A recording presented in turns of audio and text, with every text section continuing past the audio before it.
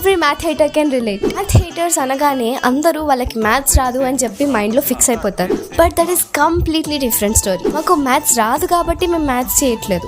మాకు చిన్నప్పటి నుండి మ్యాథ్స్ అంటే నచ్చదు గైస్. పర్సనలీ నా ఒపీనియన్ చెప్తా. నేను 5th క్లాస్ వరకు ఒక ఫ్లో లో మంచిగా వెళ్ళిపోతుంది. 6th క్లాస్ లోకి ఎంటర్ అవ్వగానే ఎక్స్ కనుక్కోమంటాడు, వై కనుక్కోమంటాడు.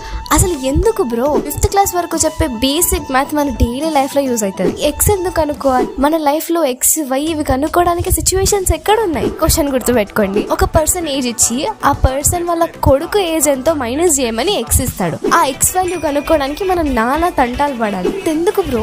ఆ బాబు పుట్టిన ఇయర్ తెలుసుకుంటే అయిపోద్ది కదా. సరే ఇచ్చారు, సరే అది లైఫ్ లో ఏడా యూజ్ అవుతుంది? అసలు వైలు ఇవన్నీ ఎక్కడ యూజ్ అవుతాయి మనకి లైఫ్ లో? మ్యాథ్ హేటర్స్ అనగానే మ్యాథ్స్ రాదు అన్న మైండ్ సెట్ అందరూ తీసేయండి. మాకు కూడా మ్యాథ్స్ వచ్చు, కానీ మాకు మ్యాథ్స్ అంటే ఇష్టం ఉండదు. ఆ రీజన్ వల్లే మేము మ్యాథ్స్ ని అవాయిడ్ చేస్తాం. మీరు కూడా రిలేట్ అయ్యారా? అయితే లైక్ కొట్టేయండి.